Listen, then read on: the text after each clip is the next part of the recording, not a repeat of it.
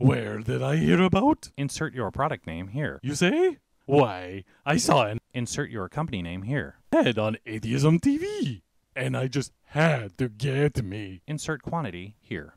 You have a product or service to sell? You want to popularize your website or YouTube channel? Atheism TV lets you reach thousands of people. Advertise with us today. A group of Ugandan people sues Scott Lively. Scott Lively is a preacher, an author, and the president of Abiding Truth Ministries, a right-wing Christian organization from California. All of these occupations may keep him busy, but they certainly do not prevent him from preaching what he believes is the gospel of God against gays and lesbians. In his book, The Pink Swastika, he blames homosexuals for the appearance of fascism. He writes in the preface, "Homosexuals are the true inventors of Nazism and the guiding force behind many Nazi atrocities." His Abiding Truth Ministries is considered a hate group by Southern Poverty Law Center. One reason for such a classification is that Lively has asked for the criminalization of public advocacy of homosexuality since 2007. He is also involved with two other organizations that are certainly not known for their leniency towards anybody with different opinions, faiths, or sexual orientation.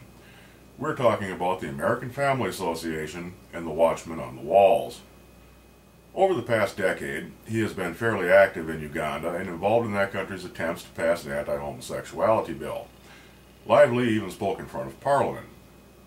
When told that people believe he has been inciting persecution of gays, he simply responded with, "It's about as ridiculous as it gets. I've never done anything in Uganda except preach the gospel and speak my opinion about homosexual issues." What he fails to say is that his opinion about homosexual issues is considered hate speech by many in his home country. All this brings us to a lawsuit brought against him by an East African gay advocacy group that alleges the American man has been waging a persecution campaign against gays in Uganda. Frank Mugisha, head of the group and recipient of the Robert F. Kennedy Human Rights Award in 2011, said, "We hope that he'll be held accountable for what he did in Uganda. We want to send out a clear message to him and others." Gay activists have claimed that Lively and two other American pastors have helped draft the Ugandan bill during their passage in 2009. Among other things, the law demands a death penalty for some homosexual acts. In a YouTube video, Lively can be seen speaking at an anti-gay conference in Kampala, where he claims to know more about homosexuality than anyone else in the world. After 20 years of observing this as my primary emphasis of my ministry, I have seen things, I have understood things that few people really have come together with.